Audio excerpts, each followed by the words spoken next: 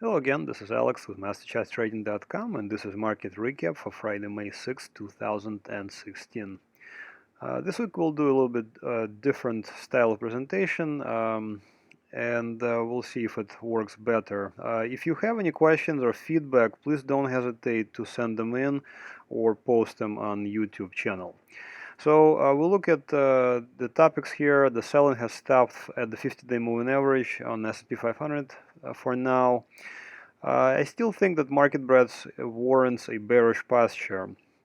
We'll look at some of the levels where if a deeper pullback was to take place, where would it stop?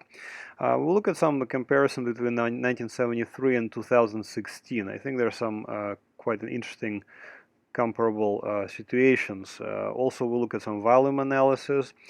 Vast majority of countries and sectors, stock sectors, are still in downtrends. I'll show quite a bit of charts. While the opposite is true for bonds that are all-time highs or close to them. And we'll look at dollar, and if it indeed it held support, this will weigh on commodities, gold in particular.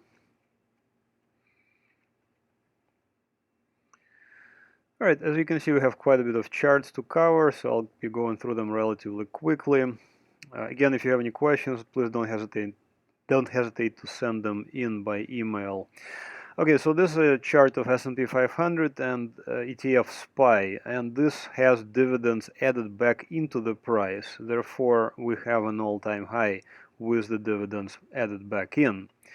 Now, we had couple of weeks basically we had quite a bit of selling, and now looks like we have stopped at the 50-day moving average and bounced. And for now, this is an unconfirmed bullish engulfing, because you can see it engulfed the real body here, the latest candlestick on Friday. As I kept saying, this rally really lacked the volume. You can see on balance volume has not yet broken out above this high. The advanced decline line itself has indeed broken out, while the advanced decline volume line has not. So you can see that this is a divergence, and volume is certainly lacking. And actually, next several charts I'll show volume patterns as well. This is an advanced decline line oscillator, also quite useful indicator. We can see that it had a divergence here. It looks like we had a higher high while the oscillator had a divergence, so it looks like the divergence did work out. Now, we'll see if we bounce from here, or maybe we'll just gap down below this 50-day moving average and continue down. That remains to be seen. And also, sometimes it really pays to zoom out and kind of see the bigger picture than trying to determine, the day-to-day fluctuations, and sometimes go by hour or even the intraday charts. They're very noisy sometimes. So sometimes it really pays to zoom out and take a look at the longer-term picture. So here we have a S&P 500, the actual index going back to the early 70s. The price has been removed, and I only left the 50 and the 200-day moving averages in place. In the upper pane here we have market breadth indicator. That's my proprietary market breadth index, which looks at quite a large number of inputs and determines whether or not the S&P 500, the American stock market, is in a bull or a bear market. And going back to the 70s, we have 10 changes in major changes in posture. From bullish to bearish. So for example, here the latest change in posture was to a bearish side.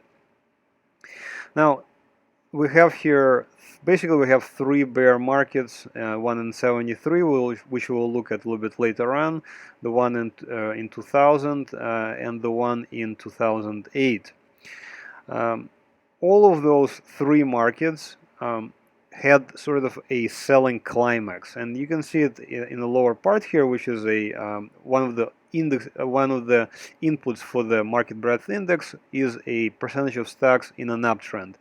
And on all of those three occasions, we had oversold conditions where they bottomed out below the 20%. So far, we have not had that condition. In fact, the next chart I'll show a little bit more zoomed in version of the same chart. And this is only going back to 1997. You can see that it would have called this bear market quite well.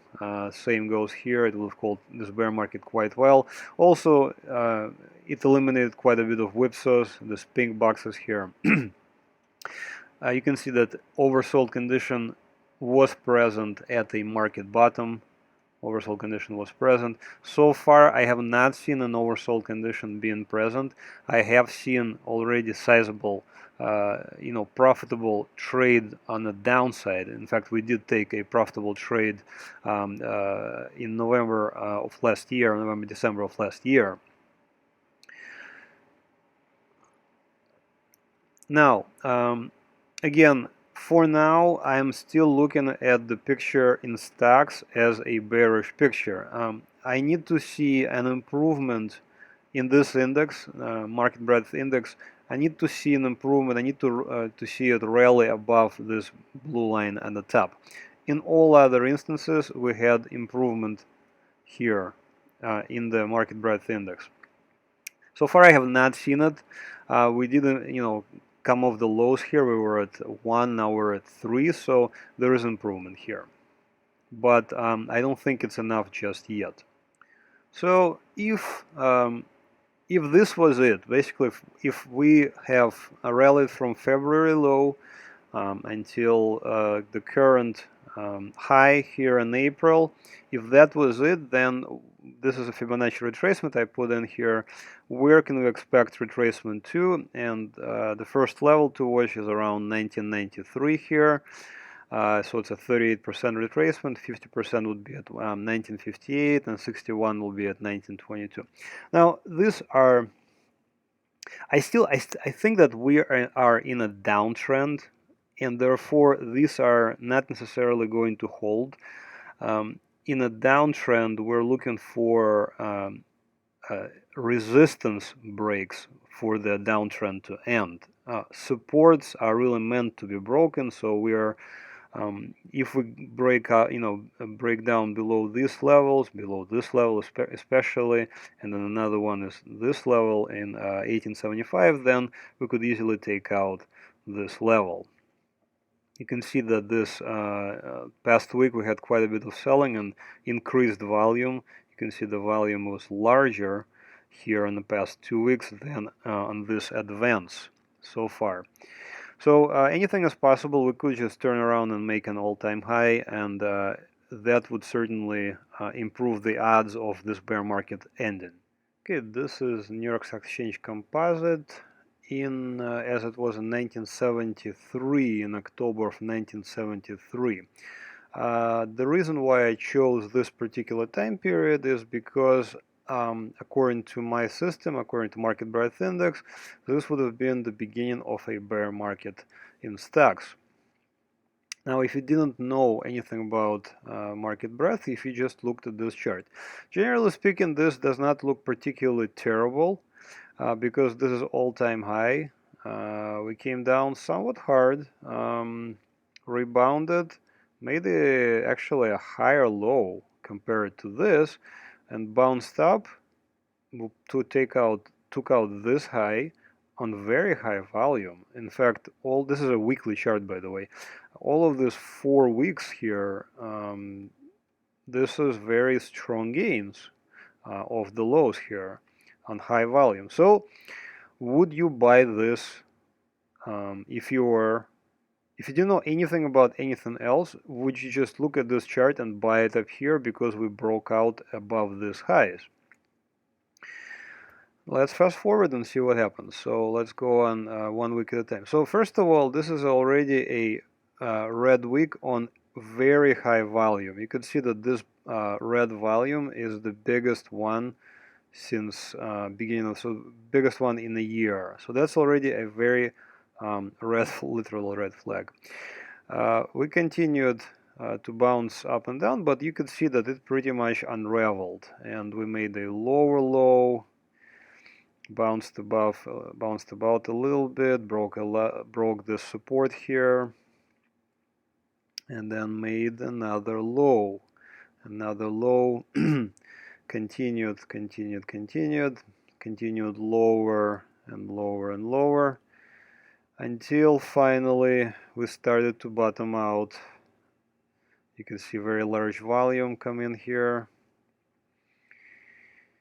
and looks like now we're pushing higher again on large volume. But this is, you know, at this point we still don't know if this was already a bull market or not. But you can see that this selling here came in on relatively large volume, but it really didn't amount to much. Continued higher, and then the market breadth actually entered the bull market as well. So the point of this exercise is I was trying to show that we have a very similar picture to this picture here right now. So let's go to what we have right now. This is again New York Stock Exchange Composite, the same index, but it is today. So we had an entry into the bear market according to my system back in September of last year. We bounced up, made a lower low, but then recovered quite a bit. So now we are at resistance. We have improving market breadth, but you can see the volume is actually, the volume here was quite large, but then it tapered off. So it is actually very similar to what I just showed.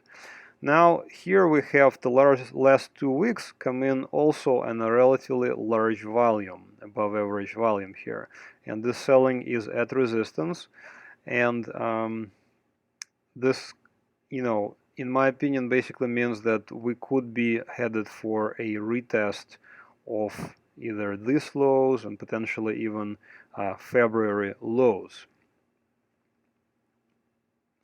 Now I went through a bunch of various market indices, and I was trying to find at least something that was in an uptrend, and I define an uptrend as a series of higher lows and higher highs. This is a clear uptrend.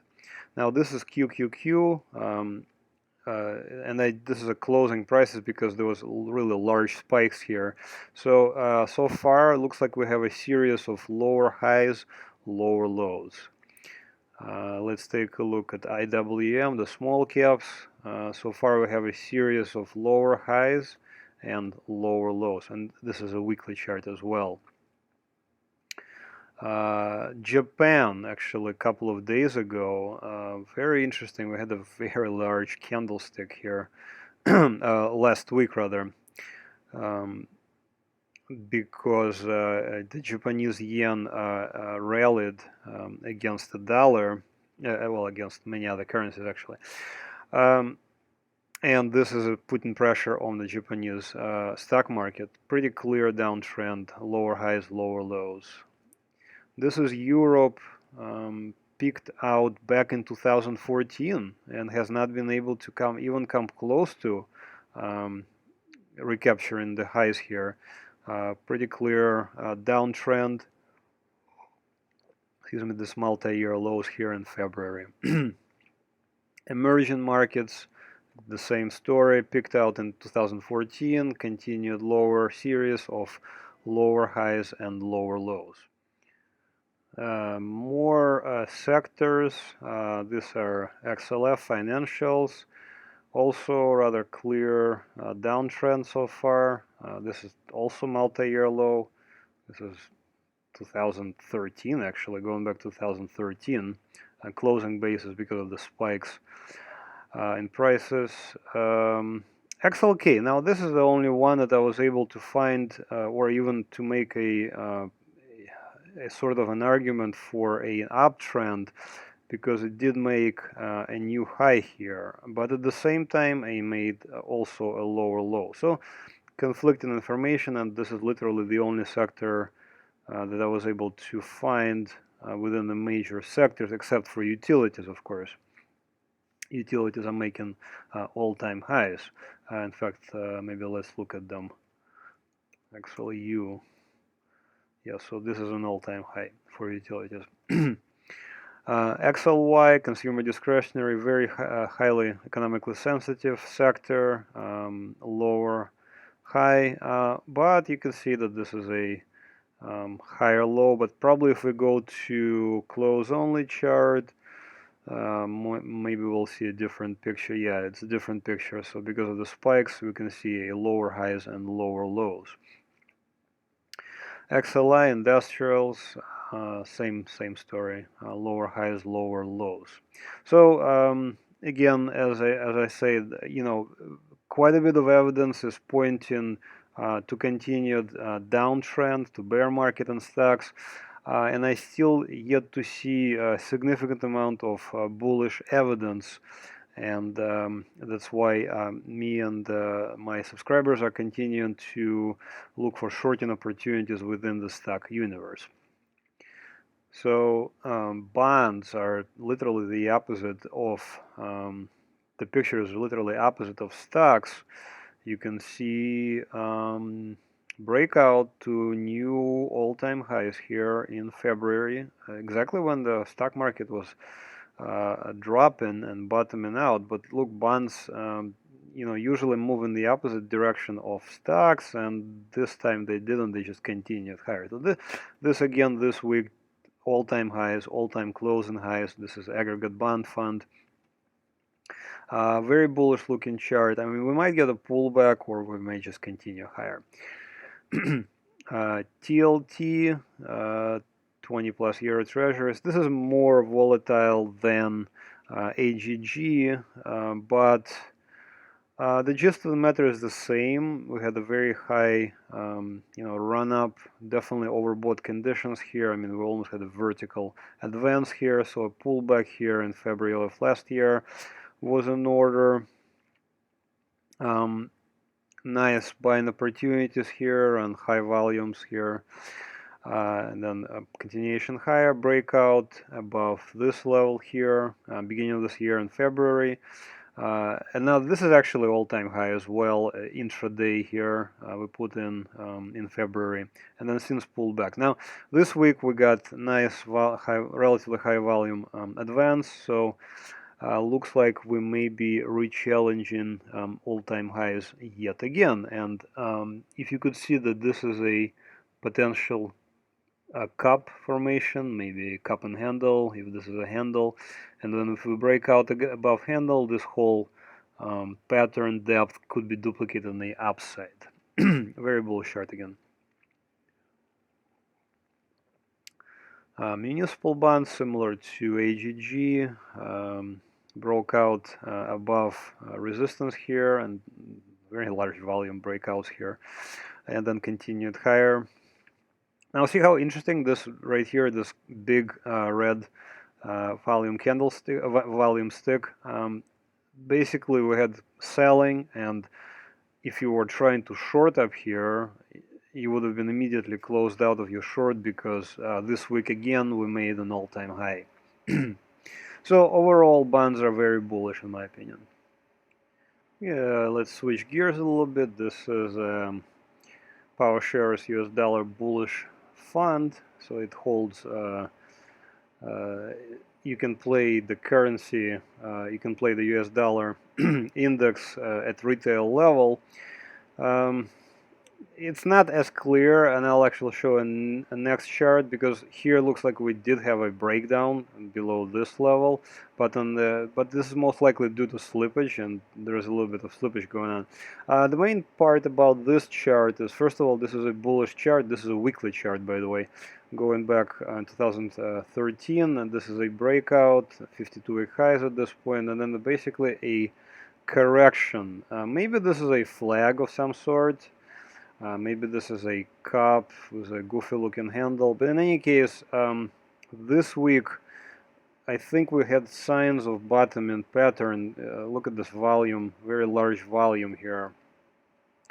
So I think this is a bullish chart unless, of course, we break down from here, because we're basically at support. In fact, next chart, it makes a little bit more clear. Unfortunately, there's no volume available. This is actual dollar index. You can see it a little bit more clearly here, and this is sort of like a trading range, and we are at the bottom of this trading range with a big hammer candlestick. At support, we did pierce it through, but we pulled right back. And then actually, I'll show on a daily chart, it's even more clear, and it looks like a picture perfect hammer candlestick. Now, if we do hold support here, I think it will have important repercussions for various commodities. We'll look at gold, and then how it will affect the market in gold. But let me just go down to daily time frame, and I'll show what I mean by this picture perfect looking hammer candlestick. So this is a very good looking hammer candlestick. We had a long tail, had a close above the high, and a very small wick out of the top, and then actually we had a continuation higher. So this hammer so far is confirmed. We'll see, right now we're again at resistance here, but we'll see if it if this retest or if we just continue higher from here. Okay, so we covered the currencies. Let's look at some of the commodities. Gold. Now, for the record, I think we're in a new bull market in gold, and actually I have a gold breadth index as well as market breadth index. So I think we entered a new bull market in gold. However, as I said before, it's a very real possibility that the dollar has indeed held support and now may rally significantly off these lows. And as you know, correlation between gold, in fact, let me put it on. Correlation between gold and the dollar is strongly inverse. So the correlation between the gold and the dollar is very strongly inversely correlated. So if the gold goes up, dollar goes down, and vice versa. So I see here quite an overbought condition. We got resistance coming up here. So possibly we will roll over. I don't know exactly where this pullback will take gold, but especially if the dollar rallies from here, we can expect a pullback in gold. The same goes for GDX. This is even more overbought. This is of the lows here to the highs is over 100% move. So, this is a significant move here. So, actually, a very interesting chart. If you listen to some of my previous videos, I kept saying that $13 here, $12-13 was really important to GDX, and we just kept holding here, kept holding here, kept holding, and we just did not pierce through this support, and we had high volume support here. Finally, we had a breakout. Again, I had a gold breadth index, same thing. We did confirm the new bull market in gold and gold miners. Now, this week you can see we had some selling, not a lot of selling, about 2%, but the volume is high on this during this week. So, in fact, it's approaching this bullish candles here. So. Absolutely, we are in order for a pullback.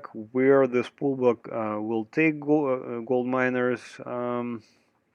Here's support, but I think even if we pull back here, I think it will still be quite overbought. So maybe to the 21 area, possibly even lower to maybe 18.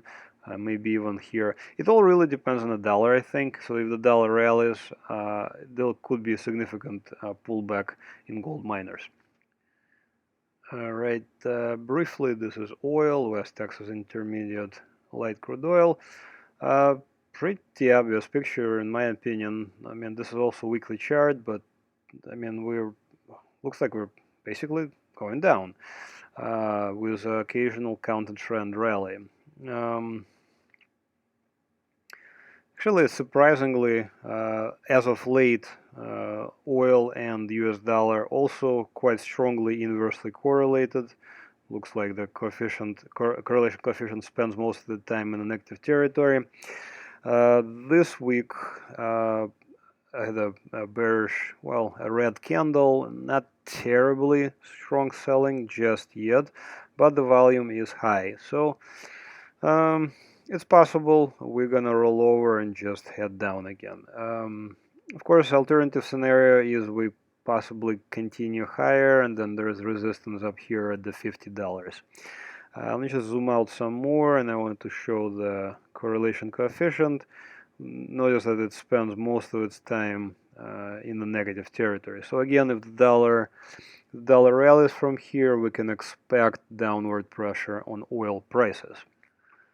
Natural gas spot price weekly chart, similar picture here, pretty much falling in this giant channel.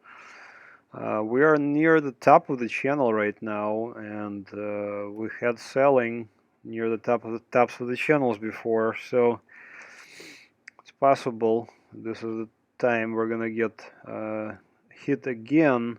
Now, natural gas is quite volatile compared to other commodities. Again, let me put on a correlation coefficient. It's definitely not dependent on S&P 500. I just wanted to see if it's dependent on the dollar. Yeah, there's quite a bit of negative correlation. So again, if we get a rally in the dollar, easily we could see natural gas retest these lows. So far, I have not seen a higher high or a higher low. I've seen only lower highs and lower lows in natural gas. That's it for this week's recap. Thanks for watching and have another great trading week. Please stay tuned on how to find us on the internet. Thanks a lot. Bye-bye. So I wanted to show you how to find us on the internet. Please go to MasterChartsTrading.com. We do have a trade alert services that are now active. Please consider subscribing. You get 3 weeks free trial, and it's only $24.95 per month thereafter. You get access to my charts, exactly what I'm buying, exactly what I'm selling. I have an internal blog. Also, I have several videos that have to do with trading and various aspects of risk control, as well as just the psychology of trading. So please do consider signing up. The subscribers are getting really good results, I think, and I'm getting some very good feedback. I have a performance section here where I post the actual portfolio percentage change. The inception date was in 2015 October, so it's not a lot of history yet. And there's some backtesting results that I feature here as well. The blog, of course, is where you'll get this information, and there's a video section where I separate them out for easier access. Click on the social page, and here we have a link to public charts page where most of the charts that you're seeing in this video are going to appear. You have Twitter, Facebook, YouTube stacked with accounts. You can find us there as well. If you subscribe to our mailing list, you'll get a special price for our trade alert services. That's it for watching. Thanks for watching, and have another great trading week. Bye-bye.